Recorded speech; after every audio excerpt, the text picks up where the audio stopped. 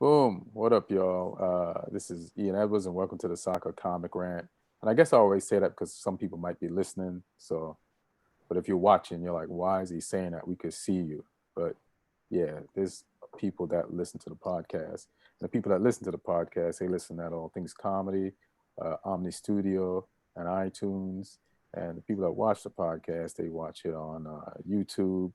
And if you're watching on YouTube, like and subscribe and leave comments. We'll respond to them. And, we always enjoy your input and we'll feedback and we'll holler back at you. The podcast is sponsored by On the Volley Apparel. And I'm going to try to do a share screen and bring up On the Volley Apparel because we got some merch there. So here's a share screen. And there's our merch, boom, right there. And we got shirts for $30. And it's a black joint, there's the gray joint, and there's the black, red, and white joint. So I'm try to move this thing out the way. I don't know if it's blocking you. But if you're liking the merch, go to the website on thevolleyapparel.com and order some Soccer Comic Rant t-shirts. All right. And I'll do the stop share, go back to us. And on the podcast today, we got actor, comedian Martin Harris. What up, Martin? Good to see you, my friend. Good to see you guys. I was very bummed that I couldn't talk about Tottenham latest triumphs because I was filming, but I'm happy that I can be here today. All right, you look very cheerful about this Poland-England draw. That's okay. We'll talk about it. You, man, you were ecstatic, but all right. At the end, of course. We watched the game together. Sure. Yeah. But yeah. And then we got Lee Hudson all the way from England, just came back from doing a show, stand-up, and closing the show out, and then speeding at illegal speed. No, I'm just kidding. It wasn't illegal speed. To get back to do the podcast, because priorities is priorities. What up, Lee? I'm good. Good. And then we got Neil Chakravarty, comic from San Diego, by way of India, Chelsea fan. What up, fam? I'm good. Good. Paying people on Twitter to say that you were right about our discussion. I see what you're doing. I got one in. I saw the Venmo transaction on that one. I need to get a lot of folks need to refund their money. So it seems like only one of them turned out in my favor. Yeah. You're paying for nothing. You're paying for people to be wrong. It's all good. I don't reckon he's paying anyone. I think they were burner accounts. Yeah. One guy has a long-term burner account. What was his name? Was that Scott? Yeah, he's a Villa fan. Yeah, but he was. Yeah, I disagree. Like, I got what Lee was saying. I disagree with him completely, 100%. So thank you, Scott. But yeah, thank you. I did not misunderstand. Like, I don't argue with somebody for an hour of a podcast and not know what they're talking about. I listen, then disagree. It's not one before the other. But Scott's a regular, so thanks for the input on Twitter.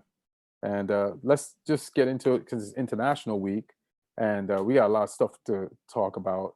And so it's like 4 major things. So let's just talk about the Poland-England game into qualifier. And Lee, being English, what did you think of the game? It wasn't England's best game. We were okay. I thought England were probably slightly the better team, but I don't think we did enough to convincingly win the game. And obviously we didn't in the end. So I think, a draw was probably fair in the end because Poland kept going till the end. They did create a couple of good chances in the game as well. Yeah, they did. So I think a draw is fair. It's just a bit disappointing when we're 1-0 up to then concede in that minute. The game management wasn't really good enough. Right. I thought Southgate could have freshened it up and made some changes as well. To not make any subs, either bring Bellingham on to help us keep the ball better or bring Henderson on to be solid. And bring some experience in there, do something. Yeah. His comment was why break it if it's not broken? Well, it got broken. But I don't want to like this happens sometimes. We have to. It's a way to like you make mistakes like doing stand up. You have a bad set or an okay set. So how do I make this set better next time? So next time, Southgate, like you have to make the substitution. You have to make substitutions whether you're behind, whether you're leading, and you want to close it out just to kill time on the clock. You make the substitution, and you have like enough depth on the bench to keep it at the same level or bring it up a level. So that's why you definitely should do it. I felt like it's funny the whole game. I watched the game with Martin. And I was like, making fun of how far back Harry Kane was. He was like doing a Antoine Griezmann impression. Like he had more tackles than Declan Rice and goddamn Phillips in the game. I was like, Man United should just buy him as a CDM. And then every time England went forward and were trying to cross the ball, there's nobody to cross the ball to. But then making fun of him dropping back, and then he scores that goal from way back there. You're like, all right, let me just shut up.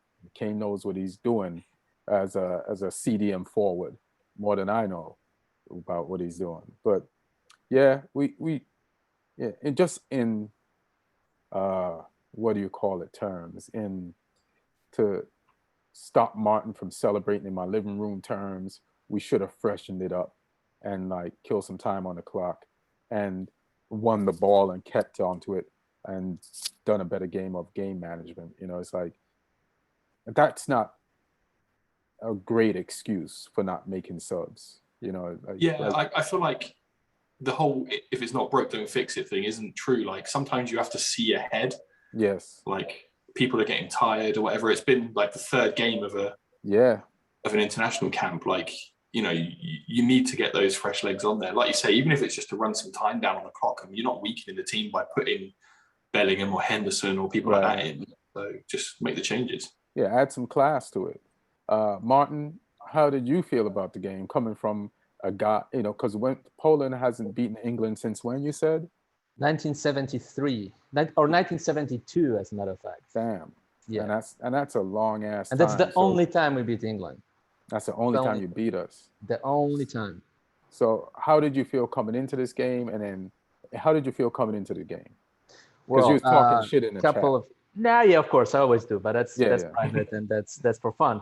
Everybody here has something to do with comedy, so we like to do that. Well, first of all, I want to say this: your friend Lloyd, right, or Floyd or Lloyd from Lloyd, yeah. Your friend Lloyd called and said hi to me through you, and that's the moment when Harry Kane scored a goal. So I don't want him to call ever when we watch Poland, but I want him to call every time we watch Tottenham. So hilarious. But what I think about the game, here's the thing, like as a kid growing up in Poland, I anticipated those games. I was waiting days for it. There was always a lot of expectations. Like especially, I remember one game from 1993 where we just won a silver medal at the Olympics. There was a new generation of Polish players coming through, and we were actually at the top of the group, and it was a fantastic atmosphere. We were leading England 1-0. And then there were like two amazing chances to score the second goal, but Ian Wright scored the equalizer at the very end, and Poland didn't win that game. Then there was another game where Poland almost won in 1999 to put England out of Euros, and there was a huge chance for Poland in that game. We didn't score. We drew the game. We didn't qualify. So in 1997, the only time we beat England was the same qualification when we went to Wembley for the last game. We got the draw that got us to the World Cup, and then we had the best World Cup in the history of Polish football, finishing third and playing actually very, very, very good football. Mm-hmm. So that started like the golden era of Polish football, and there is always this romantic attitude, bringing back past. Who was your main player back then? There were a couple of very good players. Dana, who played later for the City, later in his career, and he ended up playing in the United States. He was the third best player in the world, arguably, in the mid-70s. Lato was the best scorer of 1974 World Cup. Sharma. There were a bunch of very, very, very good players on that team. And so there's always, because of the way this game ended at Wembley and the way this qualification ended, and then Poland had this round that 74 finished third, 78 finished fifth, and 82 finished third.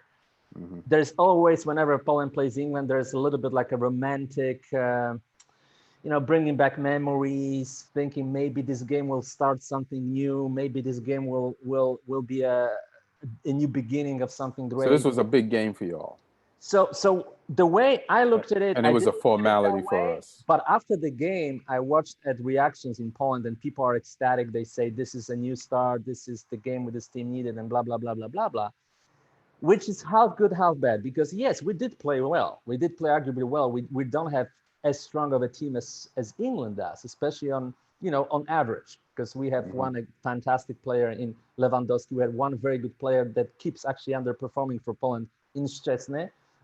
We have some tough, hard-nosed players like Glick that are past their prime, but still can have a great game, and I think Glick had a great game. But Narek had actually the best game, I think, he ever played for a national team. If he plays like that for Southampton will never go down. So that's a good sign for Southampton for sure, if he can maintain that type of performance. But I'm a little bit torn, because the way the game ended, of course, it's great, but in Poland, it's a little bit of a Polish mentality to be like half satisfied, because we didn't win the game, and I think England was beatable on a day. Like England didn't have a very good game, and it was beatable on that day.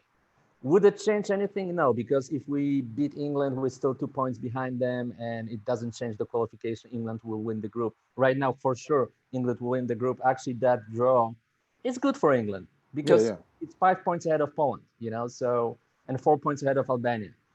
So for Poland, it's 1 point won in this competition with Hungary, because Hungary lost 0-4 last week to England. So that 1 point might be important to finish second in the group.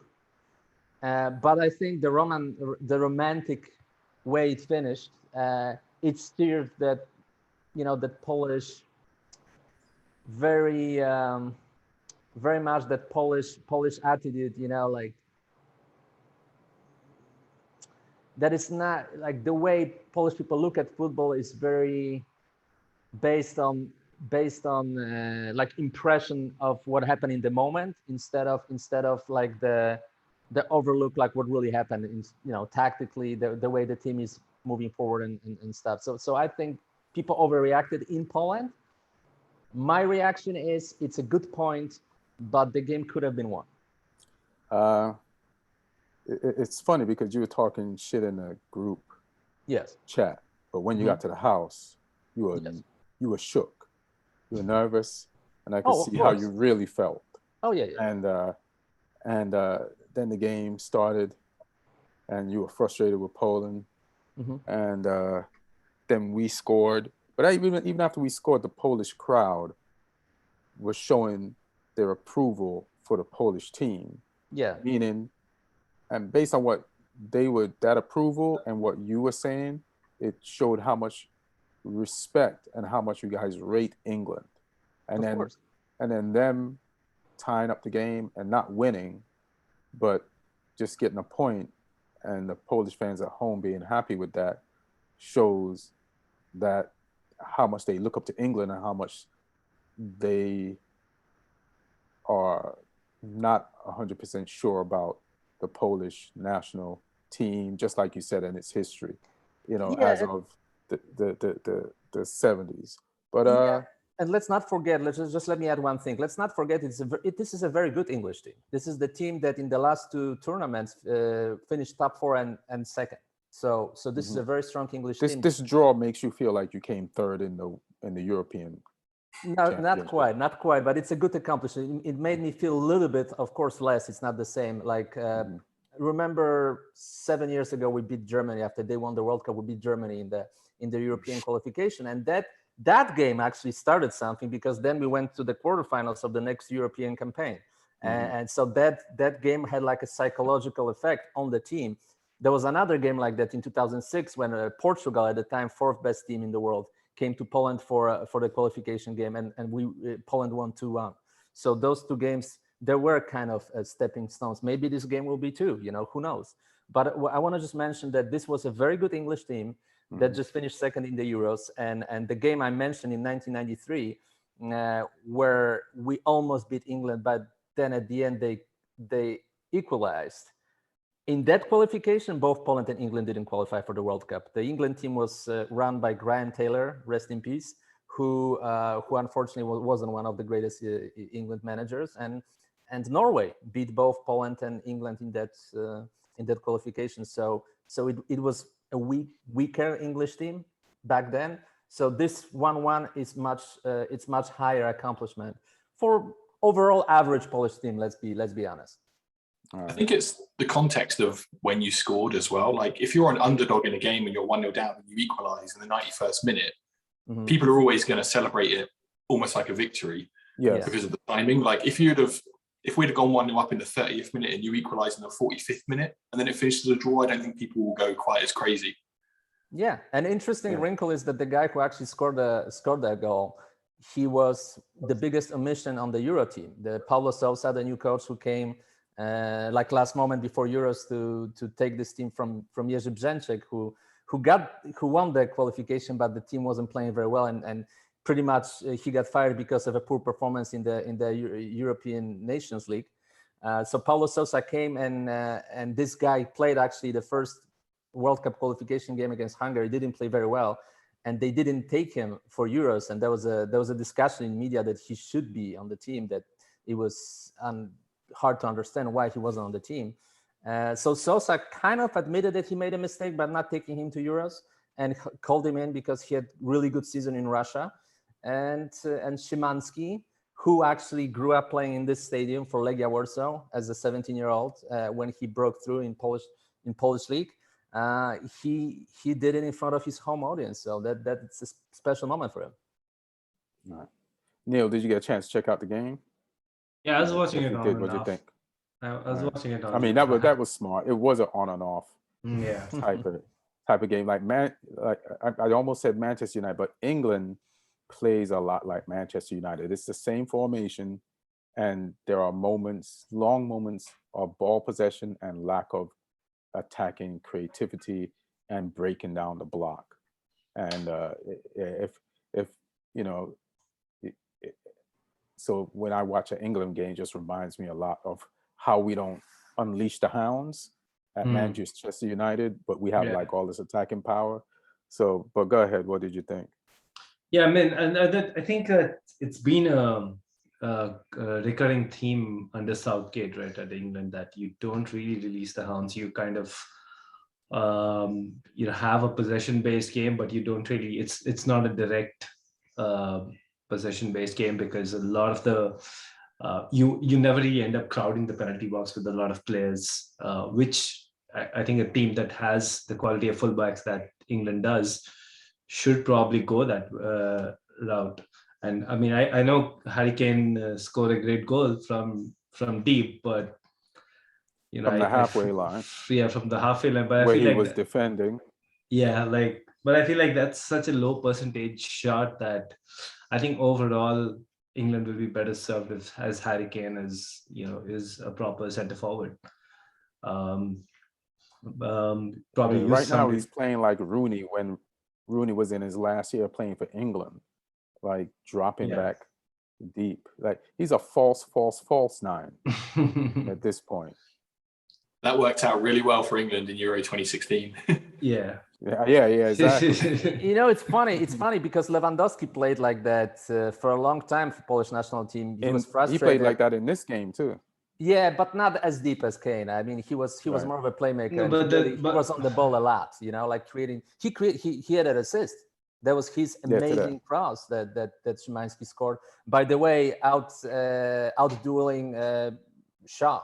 He won this duel with Shaw in the air, and unfortunately that's Shaw's mistake, to be quite honest with you, because he shouldn't be out jumped like that from behind by the other guy in the 92nd minute. Yeah, if the guy is facing the ball and running into the box, that can happen.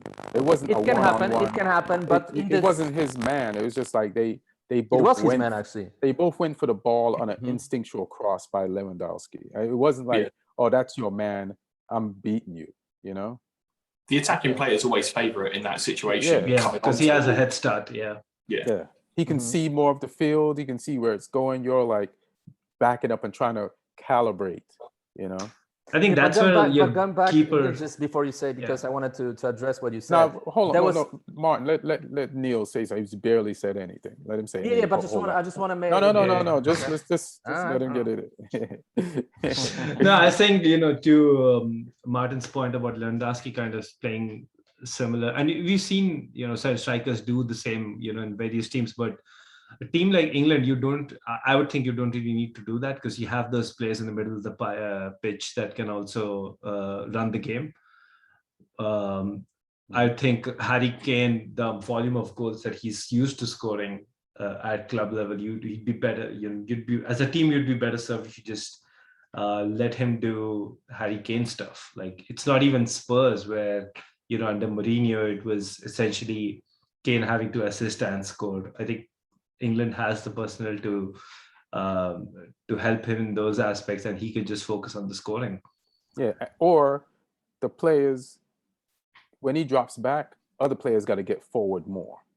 They have to recognize that more and get forward more, so that he has there was times he was back and there was no one to pass to, and you can't be passing to yourself if you're not in the box. I think there's a real issue where Southgate's not really clear as to who that person would be in central midfield to do that link-up job, because sometimes you see Calvin Phillips going up the pitch, sometimes it's Rice going up the pitch. Really, you want somebody who's got more of a link-up attacking threat. So maybe like a Bellingham, maybe like just go head forward with Bellingham. He seems to be the guy who can do it all. It's interesting, the last game he experimented with both Trent and Reece alternatively in midfield, and then the other guy was taking the right back spot. So it does seem like this is a problem he's aware of, and he's trying to figure out different ways to fix it. Right. But yeah, unless he actually finds a workable solution, I think this whole thing will keep happening. About the goal, I think the keeper could have done a little better too on that. I think sometimes as a defender, you're not entirely sure about whether to go for the ball or not, and that moment of hesitancy can, which otherwise doesn't happen if you have a decisive keeper. As Lee said, you're anyways facing a losing battle with the attacking player that has a head start. You kind of have to jump from a standing position. But yeah, I think more commanding keeper. That's why you'll see, like, at world level, all the best keepers in the world, they have such supreme command over. It's not just good enough like to be a good shot stopper. Like all the great keepers, they have such command over their box that they pretty much like just swallow every threat. I just disagree with that point because Lewandowski's picking up the ball from one side of the goal, and where the ball went to get into the net. Like, I don't think any keeper could really cover that. Like, like you can just cover the near post and then turn to like guard, wherever the threat is coming from. I don't think you can like a keeper should like command the air, but like that's a tough one to me. But Martin, what were you gonna say? And then Lee's a goalkeeper. I just wanted to finish on that, on what Neil was saying, and I was making a remark that the games where Poland usually made the most like mistakes and were the most frustrating, like let's say against Colombia in the World Cup, and the second game we lost and we're eliminated from the tournament. The games at the last Euros, or even the games in some of the qualifications before, was when Lewandowski was forced to place too deep because there was too much of a gap between defensive formation and the front line. I think now Lewandowski just is on the ball more instead of fighting by himself against two other players, because he doesn't have that second striker. Now he has that second striker, and that way he's more engaged. Where what I see from Kane, I feel that maybe he needs someone to help him with, like another second striker, or maybe one of those wingers can play closer, because he seems to be a little bit lost out there. just like Lewandowski was in the past sometimes. And it's I know it could be frustrating for the striker. I know he scored a goal, so he's fine overall. But maybe Southgate can think about some games, where you don't play the top team, to have 2 strikers. Yeah, I mean, I think overall he had a really good game. He probably had more tackles than the CDMs, and sometimes, like, I was commentating to Martin, like, while I was watching the game, how, the difference between Kane playing the CDM, playing the false 9, and Messi. Like, Messi plays false 9. He's on one side of the field for the most of the game. I saw Kane on both sides of the field. I felt like he's like burning a lot of energy, like trying to do too much almost, and he just has to measure that out, and because I think both CDMs had good games, like they were covering their defenders on both sides, and I think to be the best England team, everybody has to figure out, like Neil was saying, when is the best time? Who's gonna go forward, and when is the best time to go forward so they can maximize their attacks? And they should maybe alternate. All right, you go forward this time, or if it's on your side, or how they zonal defend, they should zonal attack. They should figure out something. But there's times when nobody's going forward when Harry Kane drops back. And Lee, as a goalkeeper, like how do you feel about the cross and the goal? I think it would be a bit harsh to pin that one on Pickford. I think the trajectory of the cross and the area it goes into isn't really one he can do much about. Personally, I think the fault is with the fact that there was enough space to get the cross in, and the build-up that led to it is where the issue is. I don't think Shaw or Pickford are at fault on that. The guys attacked the ball well, but I think if Pickford tries to come for that, he won't get it. Yeah, I feel that way too. It's just Lewandowski being a good footballer, he put it in the right area. He's like, oh, this is where I would want the ball all game.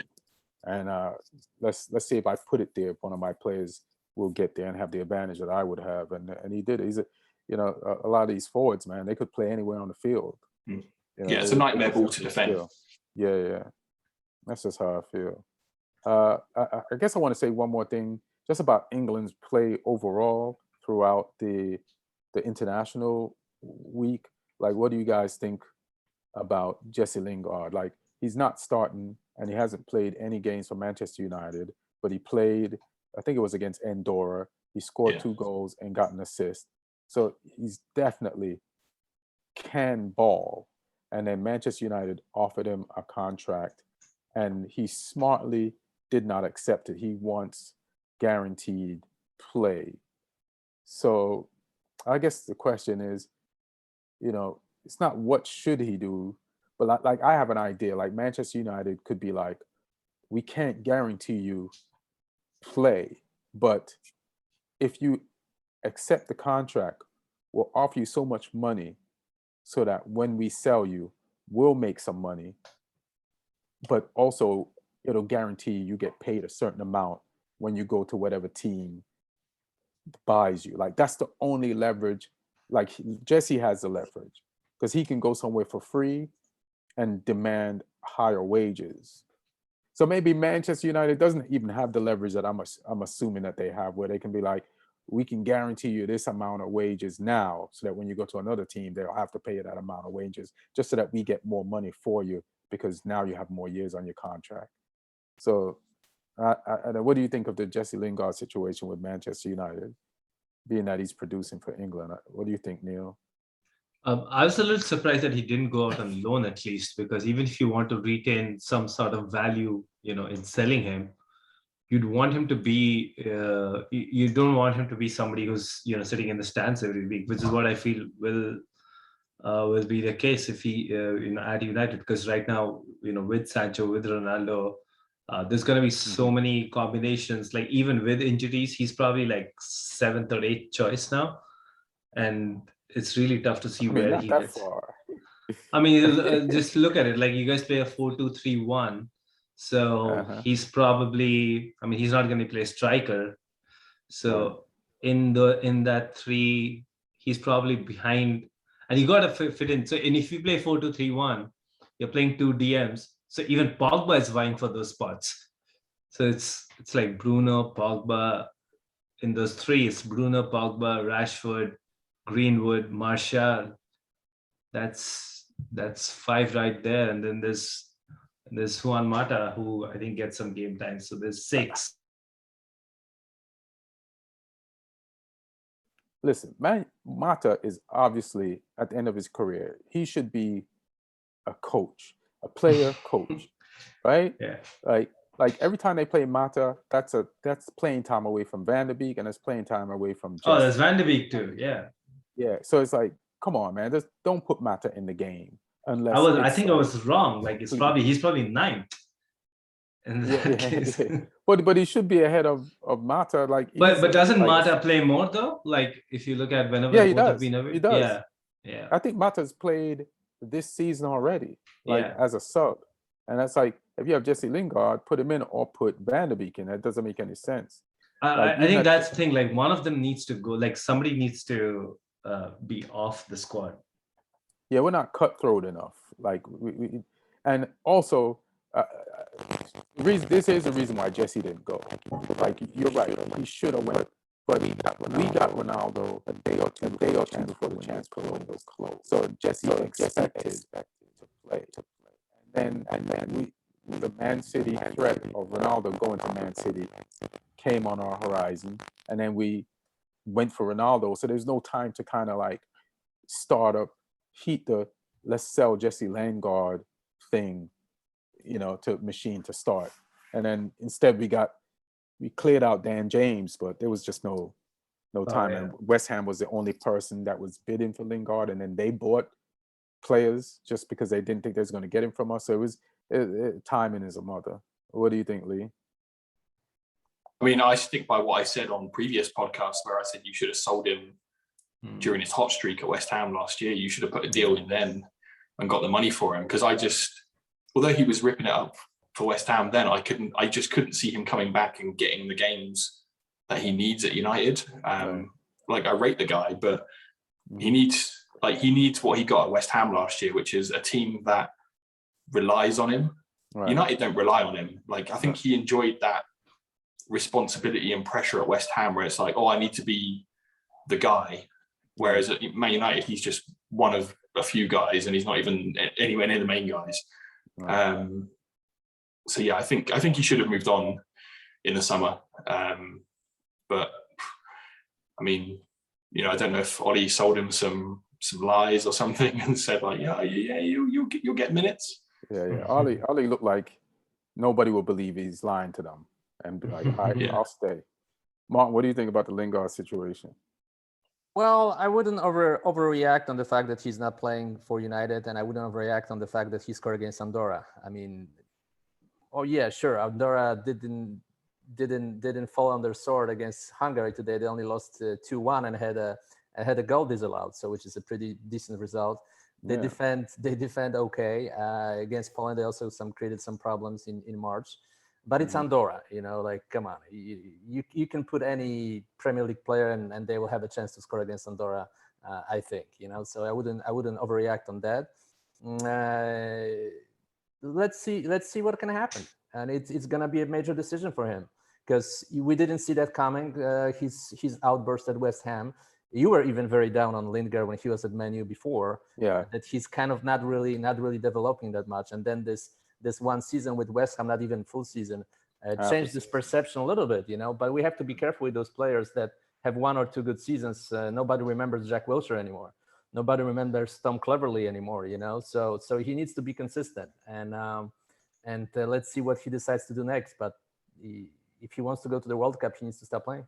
Yeah, I don't think you can put Cleverley in the same category as Lingard and Jack Wilshere. But I feel what you're saying. Yeah, well, it's going to be interesting to see what happens. I think it's going to come down to the January transfer window, and Man U's going to get even less for him than they were going to get.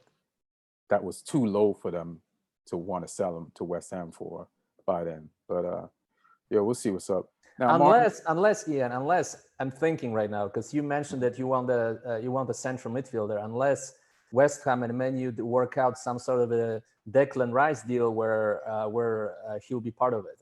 I mean, I don't know. Yeah, West Ham don't want to sell him. West Ham are, they're very aggro on the fact that they need a really high price for Declan Rice. No. Like we tried to get them, and we actually sold them up there at Kurt Zuma, but it still didn't make a difference to the price that they want. Yeah, look how Neil and them tried to kiss West Ham ass by selling him to Kurt Zuma and nothing. They're like, hey man, you want a Zuma? He plays for France next to Pogba. You want? Okay. Yeah, you sell him to you. Just keep that in mind for when you ready to let go of Declan. We over here chilling. So Martin, Martin's hilarious. He's an antagonizer. He gets dramatic and likes to text chat things in the DM things in the group in a panicking way.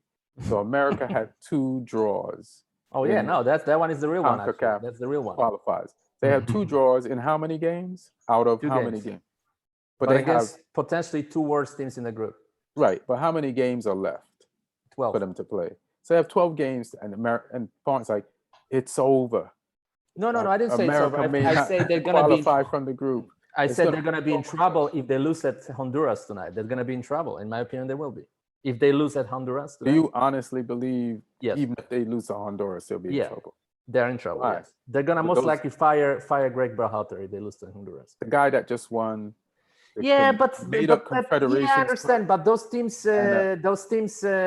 were not like full teams. Remember, we're watching the games against Mexico when he won his first trophy, and both teams were not in playing like the best players.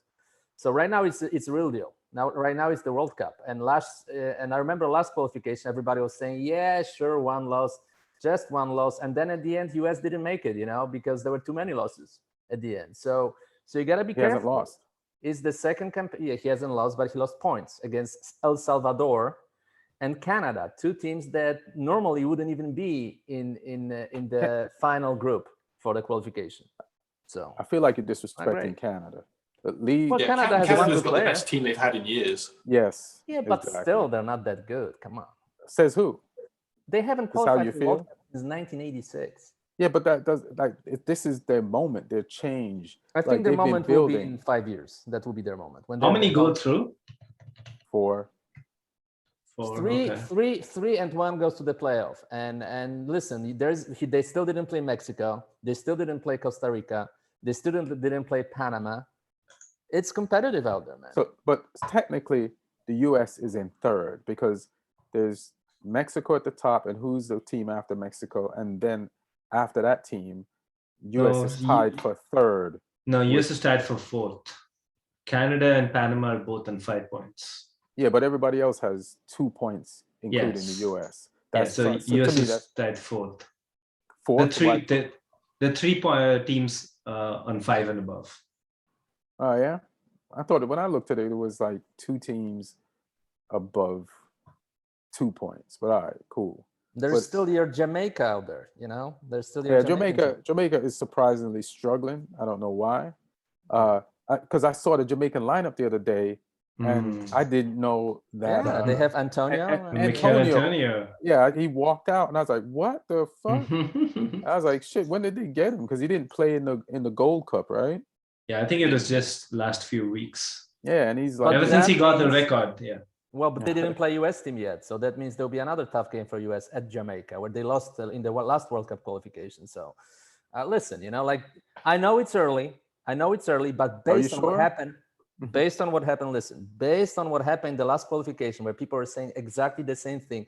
Oh, it's too early, nothing happened. But then there was this down to 1 game, and they lost that 1 game, and it happened. So they have to be very careful how they have to tread lightly. They have to be very careful. If they win today against Honduras and they don't have some of the better players because of injuries and cards, I think McKinney is suspended, and I think Dest is injured or something like that.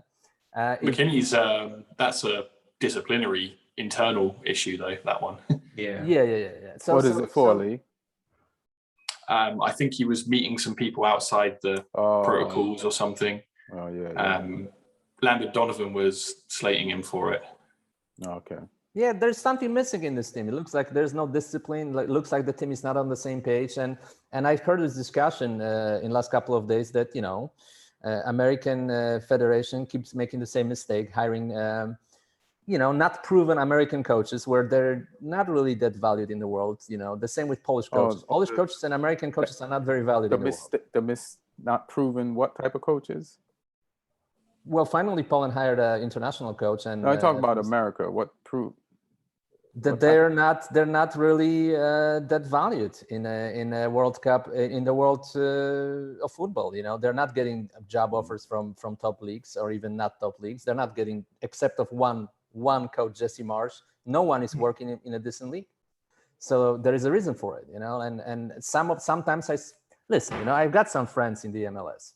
And I speak to them sometimes. And some of them who came from Europe and play now in the MLS, they're like, well, it's not a bad league, but the coaching is like, tactically, it's like, not that great. So the way it's very like by the book and they just don't get it, comparing to European leagues. So, it could be a problem, man. They might have to, for the World Cup at home, they might have to hire someone with a bigger name to come and coach Neil, are you panicking as much as Martin for the U.S.? No, actually, I just took a look again, and Ian, I think the disconnect was Canada is leading halftime versus El Salvador right now, so that's how they're above. They gave them US. Oh, okay, I thought they were playing later. Okay. Yeah, so if the US does the same, then I think you're right. Like it is, you technically third. So no, I mean there are enough games, but I think the only thing is like you need to have a few games where you kind of run the score up, and the US, they have done that in the past. So unless you get that first win out of the way, it might happen tonight. Mm-hmm. But unless you get that first win out of the way, I think there's always going to be a sense of uneasiness, especially with the way last time. It's still fresh in everybody's memory of what happened when you just needed an easy points versus Trinidad and Tobago, and you couldn't do it. And I remember, Neil, what happened, right? Where they lost, I think, to Jamaica, and people were like, "Oh, there's just one game." They lost to Costa Rica. Oh, that's when America was. First of all, that team was old. That's number one. That team was old. They were coming to the end of their cycle, and America has this arrogance where we're America. We should beat those teams, but it's like there's no. But it's the same right now. There's the same arrogance. Well, there might be some arrogance that they won that conference league thing, and they won the Copa America, the Gold Cup. So they might have been like some arrogance of like that confidence. But now you're like, oh, these teams want to play us, and they don't give a fuck, and they're gunning for us. So now it might be like a mental level change, especially with America. They're playing Honduras today. At Honduras, difficult game. And it's difficult, but if this team, those players playing good leagues, so now they have to like, okay, it's on now today. So we'll see. I feel like they will. But also, I feel like all these other teams, too, smaller teams, they've all stepped up their game, just period, too. Like even when you look in Europe and all the smaller teams, like the Slovenias and the Slovakias and the Andorras, like you can measure all these smaller teams' improvements. And it's like you can't just be like rolling up to some island-sized country and whooping their ass. They like, I could coach a team just based on the tactics that I watch the best coaches apply in the Premier League. You know what I mean? So imagine like that's if it's somebody's job and the players watch those leagues, you can figure out like how to be formidable. You know what I mean? Yeah, by the way, Canada is up 2-0 against El Salvador, and US team drew 0-0 at but you're the one that's sleeping on Canada. No, I'm just saying that US lost points against El Salvador and Canada is up 2-0. But Canada's not no slouch. That's my point. But go ahead, Lee. Because I coached in Canada, and I've got friends within the National Association in Canada, and they're smart guys. Their team is better than it's ever been. Their player pathways are stronger than they've ever been. Like you have proper academies now at Toronto FC and Vancouver Whitecaps and Montreal Impact, or FC Montreal, whatever they want to call themselves now. And there's good setups there, and there's good coaches within Canada, and they're also hiring good foreign coaches as well. Like I coached with some guys out there who, one of them was from Spain and had coached in the academies at La Liga clubs, and they paid him to come over.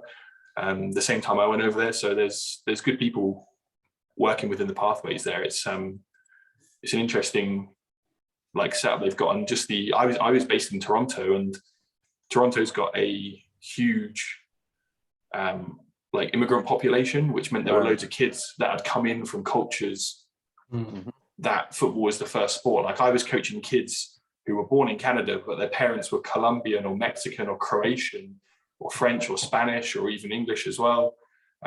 We had kids from all over the world who, like, they all spoke about 5 languages each as well. It's crazy. But it was a fun environment to coach football in, and they've got the CPL there, the Canadian Premier League now, which the level isn't great, but it's an additional setup for Canadian players to gain experience in before they hopefully go to the MLS or Europe. All right. I feel like when you watch like women's soccer, the female Canadian team is getting stronger. And didn't they win or get to the finals in the Olympics or in the World Cup and beat the Americans? They won the Olympics. Yeah. So I feel like the men are following. It's just feel the energy. It's like the men are coming with that same energy, and I just feel like, it's like you can't judge a team now on the results that they used to have. Like shit has changed. You know what I mean? And like they've got a kid on Bayern Munich. Like he's not even like, I saw them draw a match the other day, but it was all him down the left-hand side, going down, getting the ball in, and you have somebody with decent capabilities that can put that ball away. And all you have to do is all you need. Shut it down, and play defensively, and you have this person, this unstoppable person who dribbled through Barcelona several times. You mean you didn't tell me he can't do it to Honduras and Salvador, Trinidad or Tobago or Jamaica? He's gonna do it, and then you make sure you got people who can just decently finish. This is a dangerous situation, and everybody's like playing in good leagues, like you said. And they got good coaches. Yeah, Lee, Canada is it just raises the level, They're closer to Mexico and the US than they've been in a long time. Like exactly. They're almost period. On that level, if not on that level. Yeah, than ever, period. So the next thing I want to get to is the Brazilian ban. So somebody explain this story to me. I feel like Neil will be able to explain it and lead to, but let's go with Neil first to explain what happened when Argentina went to play Brazil. I mean, I don't know all the details because every time I try and look into the details, it just seems so bizarre. Like, yeah. I think Lee should take it because I'm still a little confused about some of these things. It just seems so bizarre. It's completely dodgy. But a friend of mine, Lloyd, if Lee, you know it and you explain it, then I can throw in one thing that Lloyd told me. He said, you want to know my opinion? And I'll just say it afterwards. Go ahead. I think there's some games that have gone on from the federation and the government maybe out there. Like they're claiming that the players who came from England lied about where they'd come from. But these are Premier League footballers. You know where they've come from. You know where they've come from. They're essentially celebrities. You can see where they're. Even if they've taken a connecting flight, you know that they've not been. You know that they've been in the UK within the last few days. Right. So to allow them to get all the way onto the pitch is a farce, in my opinion. Like that should have never happened. It's all a bit crazy, really. But I think there was some games being played by the Brazilian authorities to try and fuck with them a little bit. But it's going to be an interesting situation in the Premier League this weekend because all the Brazilian players have to quarantine when they go back. So Man City have got Scott Carson in goal this weekend. Edison can't play. No, it's not even about they have to quarantine because all these players are not. So this is where I find it absolutely bizarre. So Brazil as a country now, you might say that the government is different from the FA. So they're, you can't really expect them to be on the same page. But really, for a matter like this, you should be on the same page. Like the Premier League would not work if the FA is doing something completely opposite to what the British government is asking them to do. Right. So what's happened is that the Brazilian health authorities have said that we're not changing our rules for a footballer, which is their right. Like, fine. Some countries give exemptions. You don't want to give, that's fine. So they're like, if you want to come, you will have to go through the mandatory quarantine that every person who's coming from a red list country, which is the UK to Brazil, will have to go through. Yeah. So the first thing is they should know where these players are coming from, because everybody knows that. Also, if you have a problem with that, the Brazilian FA in their squad called up all these. Forget about the Argentinian team. The Brazilian FA themselves called up all these Brazilian Premier League players to their squad. So were they expecting these guys to also have a 5-day quarantine and then miss their games? So how is that going to work? What happened was all the Premier League clubs got together and they're like, no, nothing doing. We're not releasing our players. So that's why you see Neymar's playing. I think Marquinhos playing, but like Edison's not playing. Thiago Silva from Al, he didn't play. Fabinho, Firmino, and there's one more guy, Rafinha from Leeds. So none of these guys Fred too. Don't disrespect Fred like that. Fred. I've forgotten he's called Fred. I just remember it as McFred now. So these guys didn't show up because Fred showed up. Did Fred show up? I don't think Fred showed up. No, well, I guess I'm confused. No. I know why you're confused. I'm coming to that. So what happened is none of these guys showed up because their clubs the Premier League clubs decided together by consensus that they will not be releasing the players to the the Brazil-Argentina game. But the Argentinian players went nevertheless. The Brazilian players didn't go, and therefore the Brazilian FA now wants FIFA to impose what's called a 5-day ban. 5-day ban on all competition for these guys. So this weekend's games, like all the clubs are going to be without these players. Hold on a second. The Brazilian FA wants who to do what? Wants FIFA to ban all these players for a 5-day period because their clubs did not release these players. Who do they want? They want these Brazilian players to be banned? Yes. The Brazilian FA wants the Brazilian players to be banned from their club competitions. It's a standard rule. If your players don't get released on time, the national FA can ask them to be banned. And FIFA have agreed it at the moment, but the clubs are trying to get it overturned. There's an appeal happening, but I'm just reading about it now. Which team? All right, finish what you're saying. I have a question. Go ahead. So the double standards, I don't even know it's double standards. It's just like it's a catch-22 situation. Imagine if you are a Brazilian footballer, your club doesn't want you to go, right? So you don't go, but then you can't play this weekend. But if you gone, so they want the Brazilian FA wants the Brazilian players who did not travel to Brazil to play for Brazil. They want the players that stayed home to be banned from playing. A 5-day period. Why? Because the rules say that. That's a hardline interpretation of the rules. That for example, tomorrow, Chelsea can say we won't release any of the French players because we want to save them from injury. Typically, clubs are not allowed to do that. But in this scenario, they did that, because of circumstances that directly led to the Brazilian authorities arresting or detaining for the Argentinian Premier League players went. So it's like you go, you get detained, you don't go, then you get a ban from FIFA. So what are you supposed to do? Crazy. Yeah. So now, this is stupid. If this ban, right, that the Brazilian FA is asking FIFA to uphold, like, who suffers the most this weekend if you're a Premier League team? Because I think Liverpool. And Anderson is out. Liverpool and City. For Man City. Alisson, two of the best goalkeepers in the world, right? Alisson, Fabinho, Firmino. I think Liverpool suffered the most. Thiago Silva.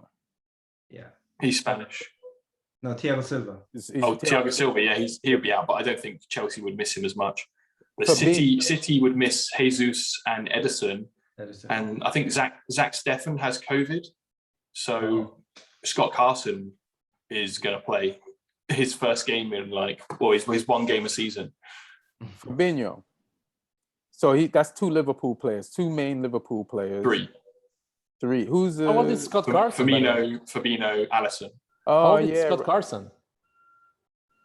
How old is Scott Carson? He was a substitute. He was substitute to Jerzy Dudek in 2002, 20 years ago.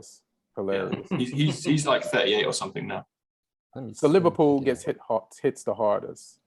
If they, for obeying the British FA's wishes, club wishes, if FIFA upholds, do you think they'll uphold it? We won't know till how long. When does the decision have to be made? I'm assuming because the game's a Saturday, so tomorrow. Yeah. But I think they will get around it because of the reason Neil's just said, like the fact that the players who did go got detained. Surely that means the players couldn't go. Like, I don't know. What's happening with those players still detained? Yeah, that's what I wanted to know. I don't think so. I haven't read enough about it, but I don't think they are. But they can't also now play this weekend because they have to quarantine. Yeah. Because they've been in a red list country. Yeah. So Fred cannot play, right? So which McTominay is like, not McTominay, because McTominay's injured, right? Van de Beek has been on the 5. Matic in CDM. So Van de Beek said, yo, Solskjaer, I can play 6. You know what I'm saying? I did it as a kid for Ajax. You got no McTominay because he's just had an operation. You got no Fred. What's up, fam? Let me start besides Pogba, or let me start besides, so he's probably calling the Brazil FA and cheering them on right now, and calling up FIFA and like, you watch, Matic will still play ahead of him. yeah. But Matic is good, but as long as you sub Matic out and give him some playing time. So you're in England league, right? So this is crazy, right? So here's why I would never move back to England, because of what's going to happen this weekend. Ronaldo, right, scored 2 goals, took his shirt off, and got suspended from his last Portugal game, which means he got to England in time to quarantine for this Newcastle game this weekend. So he's going to play for Manchester United, his return to the Premier League, right? And they're playing Newcastle, but the game is being played at 3 p.m. on a Sunday. Now, there's a rule that they do not show Saturday. They do not show 3 p.m. games in England because they don't want it to hurt the lower league games. And they feel like if they don't show the games on TV, then people will go to those lower league games and support those local teams. So now there's going to be this great return of Ronaldo to the Premier League, and only the people that can get into the stadium, into the Manchester United Stadium to see the game, will be able to see the game live, which is why I don't want to move back to England, because in America, I don't live in England, but I can see more English football than any English person who lives in England. And I can pick and choose whatever game. I mean, you can obtain the game illegally. You can, but legally, like we could be like, get this game out here. You know what I'm saying? And what do you think of this rule, man? All I will say is 3 letters, which is VPN. So there's ways around it. There used to be some like pubs and bars would show games with like a Turkish cable hookup or like a South African cable hookup, and they all got like cracked down by the police. Literally arrested people for it. See, that's the thing. You don't like, it's crazy, but I mean, if I have the time and money, I will usually go to a game, so it works. And those I think tickets are sold out. They keep people happy by having an early game and a late game that is on TV. There'll be a lunchtime kickoff. There'll be a late kickoff. And then it means people can sit down and watch match of the day and see games that they didn't see at 3 p.m. as well. So some people like that. It's in this day and age, it is a bit of a shitty rule because I don't think someone who was going to go to a League Two game would all of a sudden not go because they can watch a Premier League game at the pub. Right. Like when I've been to lower league games, like you go to the pub and you watch the lunchtime game first and then go into the stadium to watch the League Two or League One game. So it's a crazy rule. I think it can be finished, but especially that it's a Cristiano Ronaldo's first game, right? Yeah. That's even crazier. That the Cristiano Ronaldo's first game, which would sell a lot of advertisement if it's nationally televised, and you won't be able to see it. And bizarre. I mean, the main money that they'll make from it selling out though is from the global audience, so they don't care if just England can't see it. Yeah, it's kind of messed up. Like, yeah, I'm glad I live here so I can like. I think that shit on. I think Manchester United should make things easier for their UK fans and just delay his debut by another week. Nah, but like wait, maybe never play Ronaldo if it's a 3 p.m. kickoff. But don't. How about that? But doesn't Manchester United have Man United TV, and then you can access that game if you subscribe to that? So then I think all of that is gone now. You can't access 3 p.m. Premier League games even through that. No. Even through that. Yeah, shit. Yeah. Damn. I mean, Ronaldo's such a big name. He should never play any 3 p.m. kickoff games. Hilarious.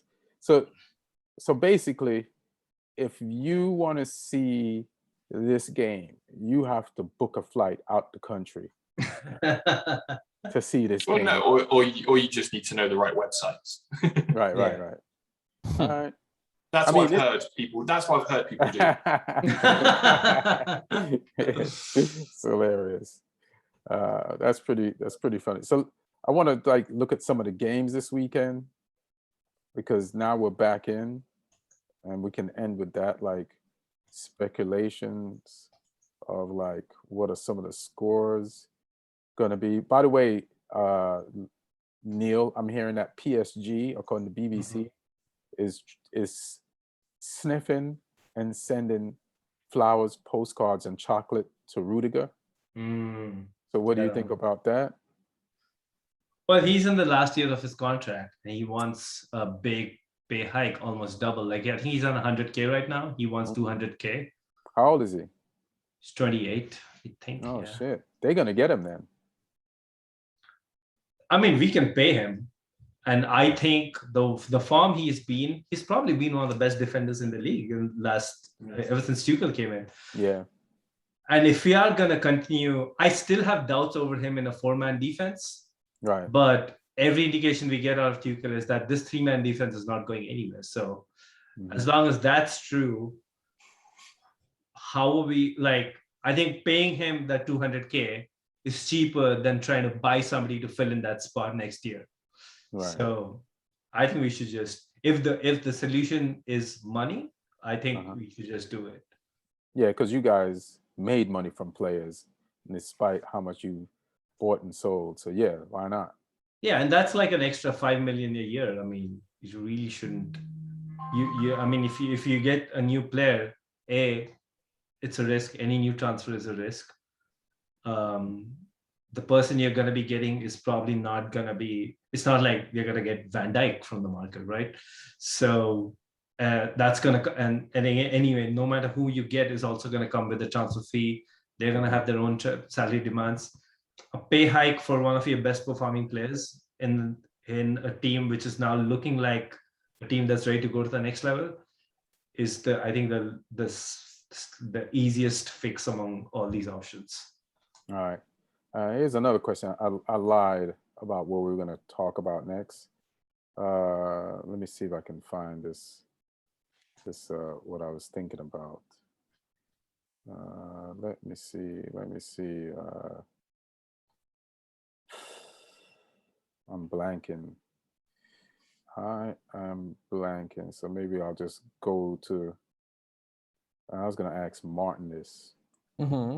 But I just can't remember. So let me just go to what I can remember. And let's. Is that this week's games? Let's go to this week's games. Yeah. So I'm just gonna look up the list of this week's games. There's no like powerhouse like matchups coming into this weekend, but I know Norwich is looking forward to playing Arsenal. Like, and relegation battle already that game. Hilarious. So I just want everybody to get their jokes in on the Arsenal Norwich matchup. Both teams are have lost and let in a shitload of goals. And did anybody see the Edu interview? Which yeah, did it make sense to anybody what he was saying? Did he salvage himself or nah? He said like we didn't need to sign a Lukaku because we've got 40 goals a season from Aubameyang and Lacazette. It was like, have you though? Yeah, exactly. I think the Aubameyang. I don't know. I want to be wrong. I like Aubameyang, but I don't think he's going to come back to that form that got him that contract for some reason. Because he's not young. He's not getting younger, and he didn't keep the form up. And this might be the beginning of the dip. It's just, and I know his mom was sick last year, and he had malaria. But even the year before, he didn't play as good as he did before the contract. So, you always, when somebody's in their 30s, you always look for the moment where the drop off starts. And like somebody had a drop off the last 2 years in their 30s. Why would it pick back up? It's I mean, it'd be amazing if it did, but yeah, that's it's just bad for Arsenal and Arteta all the way around. So good luck, Norwich.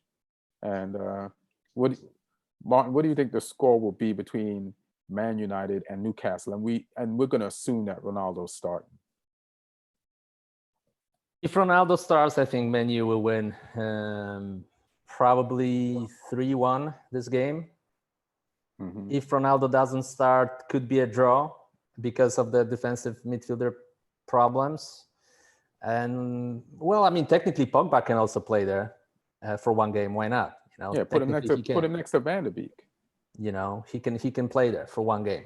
If they ask him just one game, be the stand-in for Fred. He can do that. Last week against Southampton.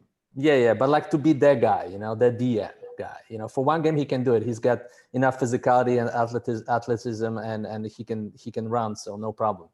Yeah, I think it should be fun. Newcastle, I think they'll be without Wilson in this game. He's got some sort of injury, so I don't value the Newcastle team very much. I think they'll be able to scrap some points and stay up at the end of the season if Steve Bruce is still there by the end of the season. Although I think he's doing a decent job regarding the fact that they're not spending any money.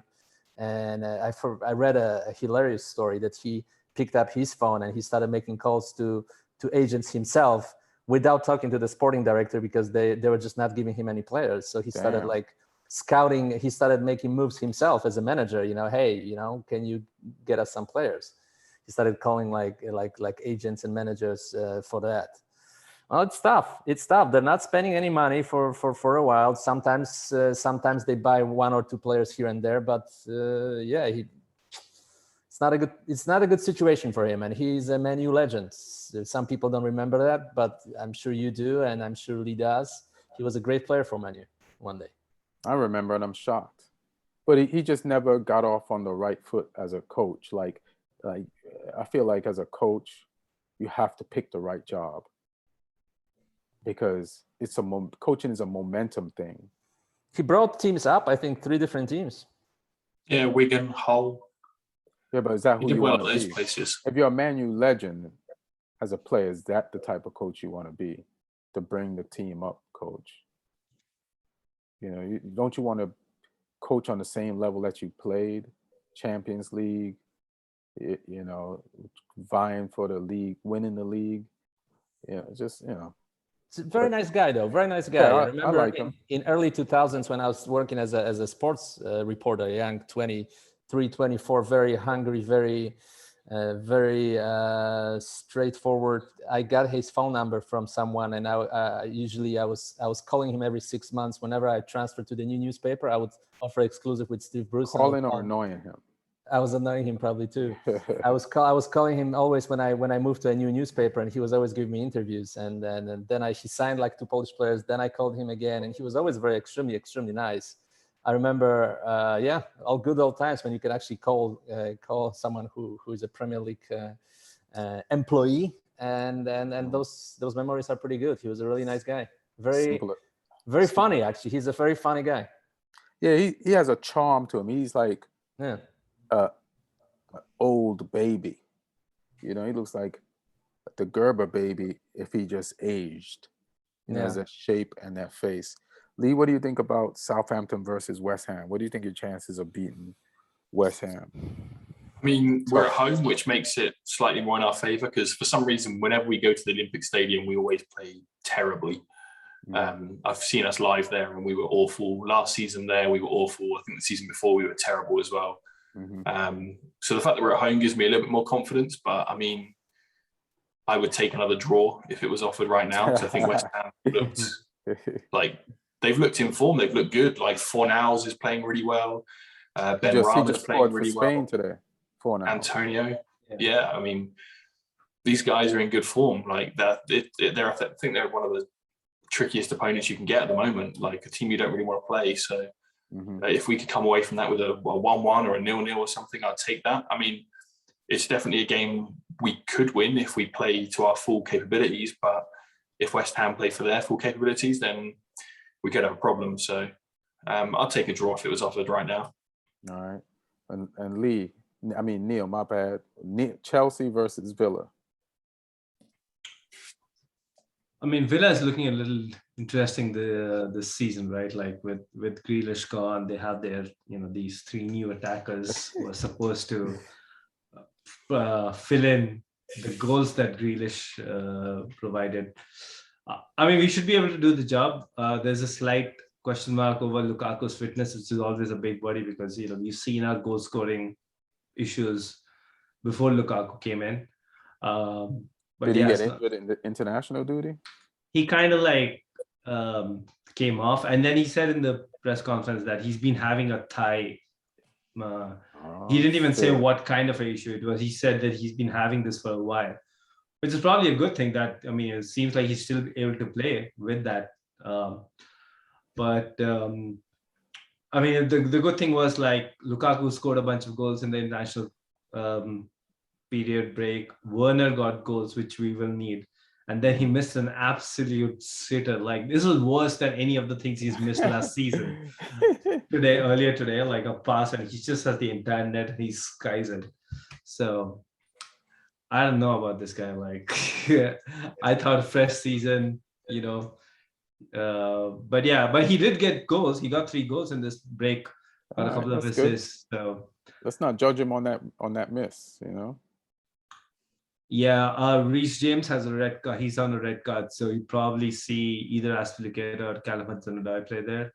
And if Conte is still out, I'm interested to see if Salzburg is actually played. I think there's a lot of mystery about what exactly is the role he's been bought for. So I'm looking forward to seeing that. It can't go worse than your last game against Villa. Oh yeah. Yeah, that game seemed like the entire team had just given up and all right, over to you, Tottenham. You do the thing. Hilarious. Fully focused on the Champions League final. Martin, what do you think about your chances against Crystal Palace? Well, definitely we have a chance. It's a tricky game. Crystal Palace is a very up and down team. They can show up or they can not show up. Depends what week it is that. They have some good individual players, and especially at home they're dangerous. So it's going to be a very difficult game. I'll take another 1-0 if it's possible. For real? Oh yeah. I'll take a 4-1-0 if that's the case. I mean, one thing I wasn't able to say because I wasn't part of the last 2 podcasts. I'm gonna say this. Sometimes changing one player changes your whole formation, and it only proves how mistaken Jose Mourinho was and how ill-advised was playing Serge Aurier at the right back, because Serge Aurier was always breaking this line formation and made other defenders looking bad. Right now, it looks more cohesive. It looks more, they're playing more together and they help each other. And Eric Dyer was nominated for the Player of the Month in the Premier League, which a couple of months ago would sound like a bad joke. But also Sanchez played very well. So if they keep defending like that, listen, they can have a good season potentially. So hopefully the offensive players will show up. Hopefully Bergwijn will have one of those games where he, by some accident, scores, and maybe Harry Kane will finally score too. You know. I mean, he's only played one full game, right? Harry Kane. Yeah. All right. Palace have Edson Odward from Celtic potentially playing his first game as well. A lot of clubs are looking at him. It's a very dangerous team with Zaha, who is, you know, he can be the best player in the game, or he can be a non-factor. Depends on the game. Didn't Crystal Palace get somebody else that was pretty decent during the transfer window? Can't remember. They got a few people. They got Conor Gallagher on loan. They got Mark Guehi from Chelsea as well. Right. They got Olise from Reading, who's a really good championship player. But I don't think he's fit yet. Is he the son of the Nigerian national team captain from the past? No. Different spelling. It's just Olise. Okay. There's no H on it. Okay. He's a British kid as well. Mm-hmm. I mean, the Gallagher's got a great goal last round. Two good goals. Yeah. But like one was really special. Yeah, one of them with the little turn in the box, and the finish was superb. Yeah, it's like that's how you do it in Techie.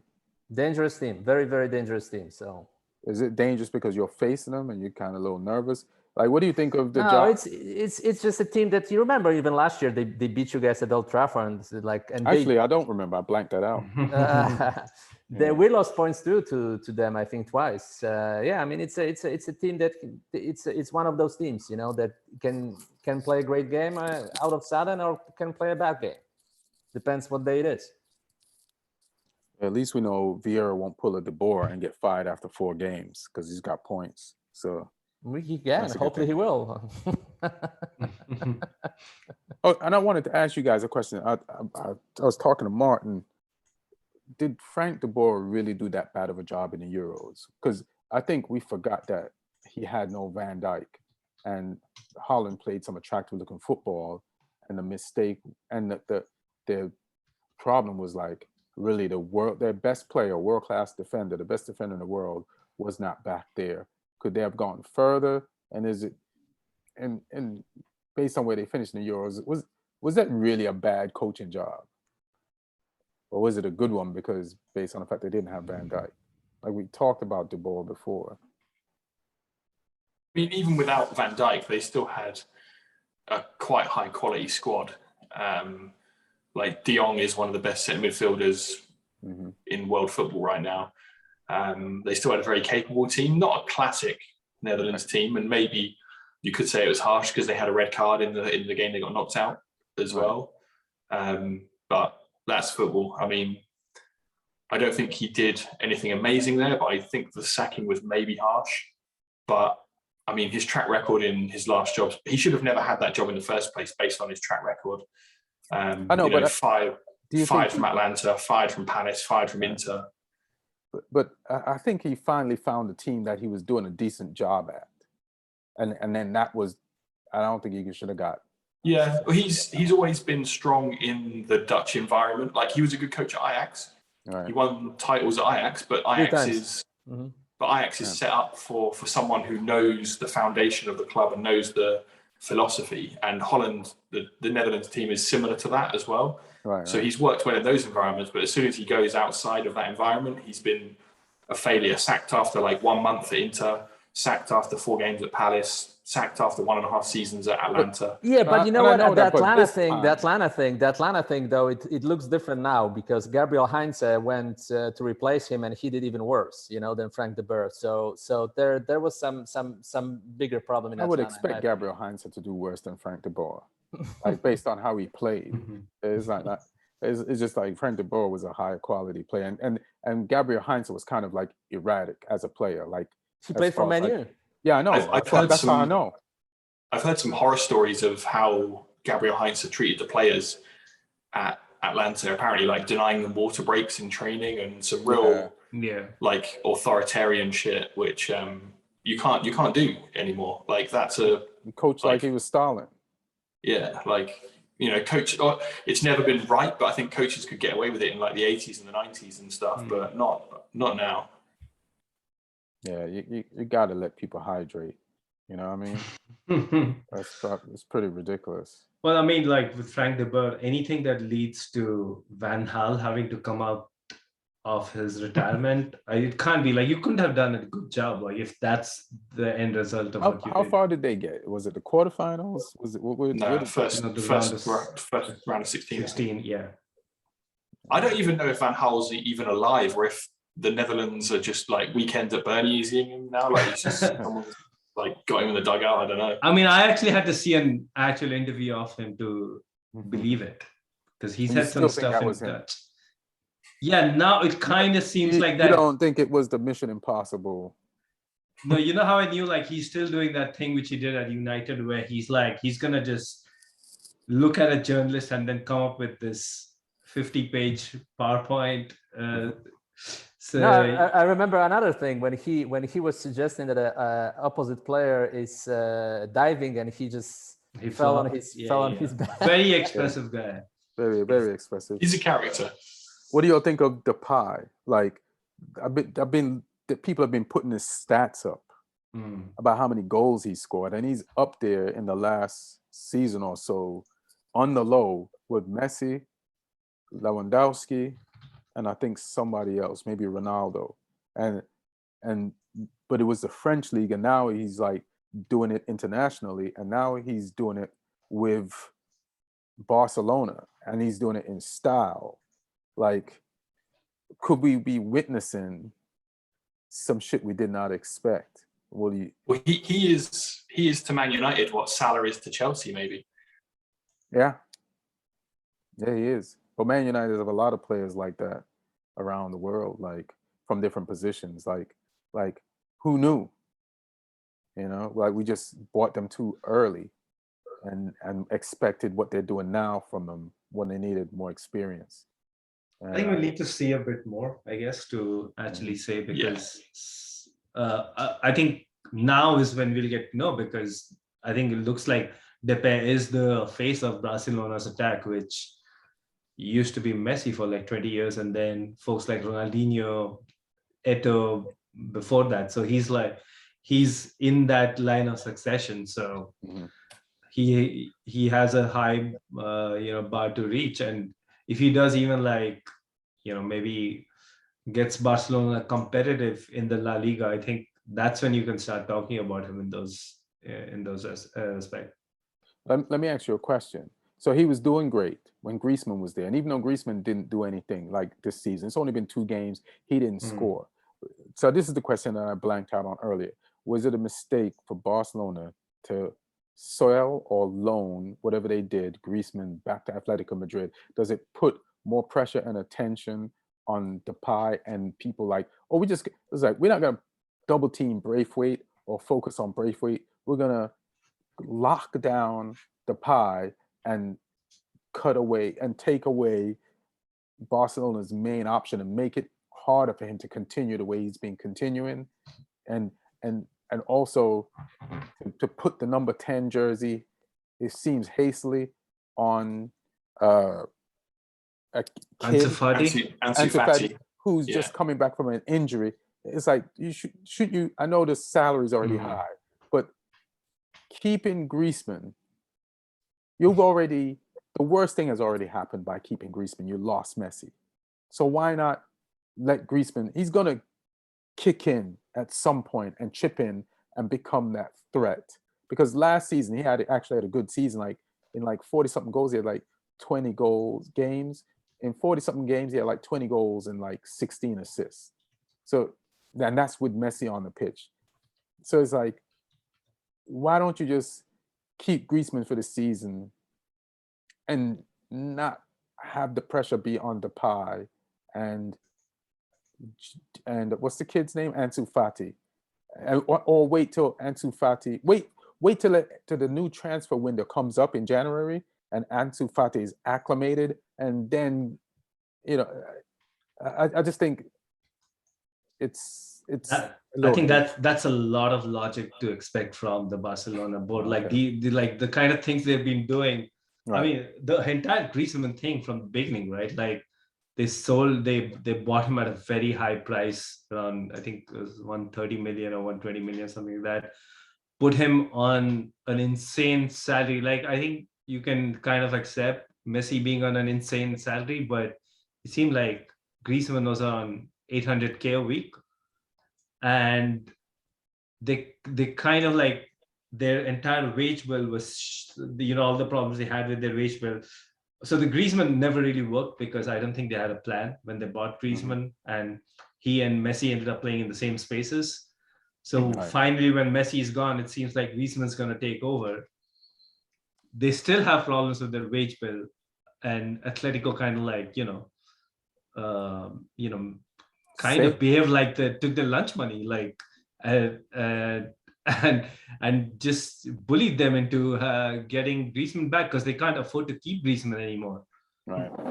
And they signed Luke de Jong as a replacement, who, he's okay, but he's not Barcelona. He's on a Braithwaite level? Yeah, like they've got Braithwaite and de Jong. De Jong failed at Newcastle and Braithwaite failed at Middlesbrough. Hilarious. And they're at Barca now, which is insane. I mean, they've done okay since, but these aren't the guys. These aren't Barca quality guys. Right. And Braithwaite would do good if, like, nobody's going to mark him because they're busy with Depay and Griezmann. And they're like, we'll take our chances losing with a Braithwaite. And he's been combining good with Depay, but I just think now that there's nobody else to focus on. But this is amazing from Atletico Madrid. They already took Luis Suarez of Barcelona a year back, and for nothing, wasn't it, as well? For nothing, I think they let him go. It was free. They also took David Villa before that. When they won the title, they took David Villa from Barcelona, and David Villa won them the title. Yeah, and also there's a theory. I don't know how, but it seems pretty credible, that if Atletico had taken Griezmann off of Barcelona, like say a month ago, right, then they could have actually kept Messi. Right. So they've actually managed to squeeze Barcelona in from all sides and left them with no option. Yeah, they did off the field what like Bayern does to the rest of the teams in their league to stay better, on the field. So they put Barca put themselves in a position by being greedy and not using their heads, and now Atletico.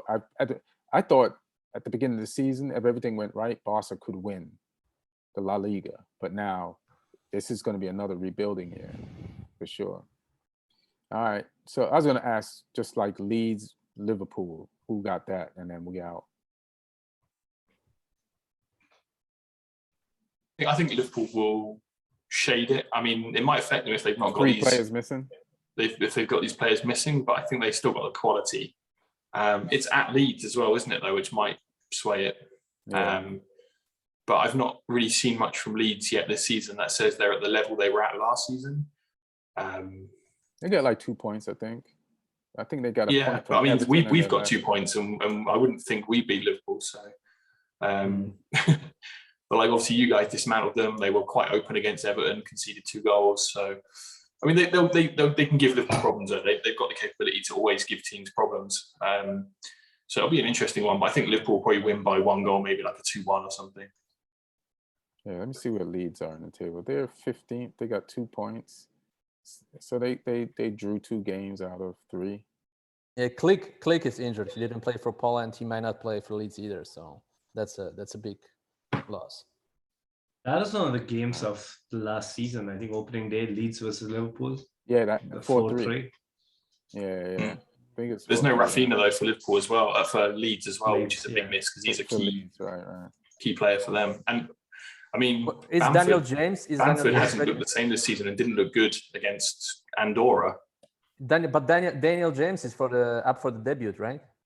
Yeah, true. The Leeds fans, I think when they play, did score for England. Go ahead. What did you say, Neil? Saying when Leeds played United a couple of weeks back, the entire Leeds crowd was singing, because there were still rumors about Dan James. And the entire Leeds crowd was singing, "You're too shit to play for Leeds," and then he gets there on deadline day. So it's good enough. That's gonna be fun. And Yes. and Dan James, I don't know if he's like just trolling or he just doesn't know. He said in his opening interview that it is good to hear the Leeds fans cheering for me. Hilarious. So I don't know if you guys remember, like in the Leeds documentary, it came out that Dan James was. Yeah, he was almost gonna be at Leeds, and then he was at the stadium. Yeah, he was at the stadium. He passed the medical, everything. Yeah, like he became friends with the director's kids and all of that. I think he signed up for yoga classes and stuff like that. Yeah. And then was it Swansea who pulled the plug? Yeah, I think that was his team at the time. Yeah. Lee, anything you want to plug before you bounce? No, just follow me on Instagram, Lee Hudson Comedy. Same on Twitter as well. Martin, anything you want to plug? Sure. Before I plug my personal stuff, I'm just going to say that right now, Canada winning 3-0 against Salvador, and Panama beating Mexico 1-0. So more trouble, more dark clouds for United States. But that's good for the United States. No, it's not. Panama? No, Panama getting, again, 3 points. Not good. Mexico is still qualified, but Panama, if they get too many points, that's not great. How do you know Mexico is still qualified? This is third game.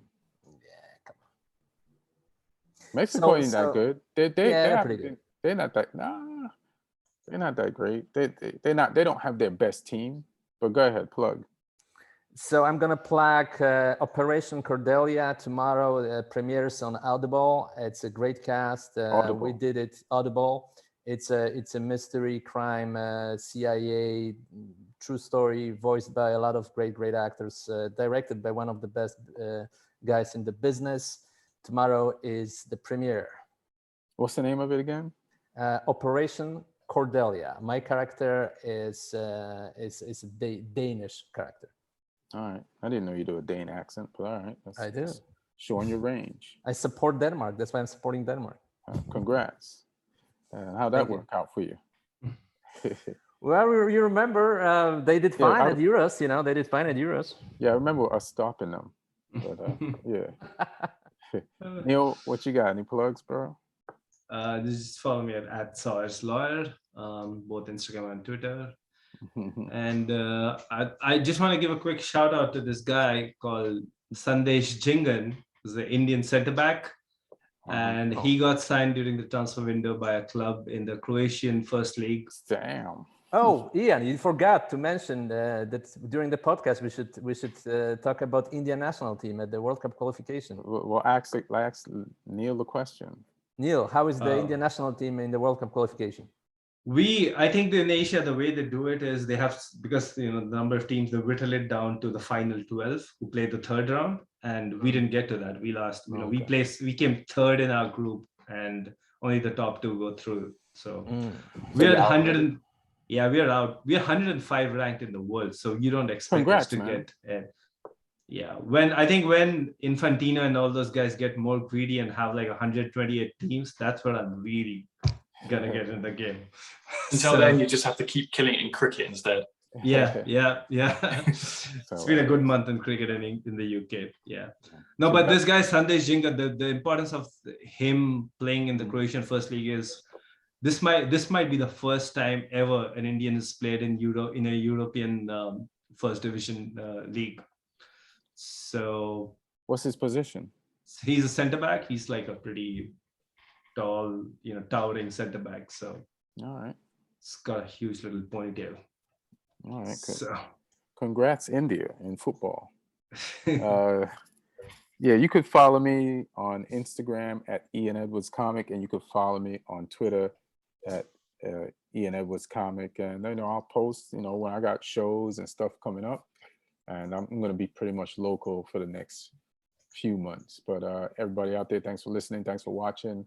Like and subscribe, tell some people. I got a lot of messages saying that they really enjoy the podcast, so we just want to spread it around some more. And if you want to bag a t-shirt or cop a t-shirt, do that. Everybody be safe out there. And one love.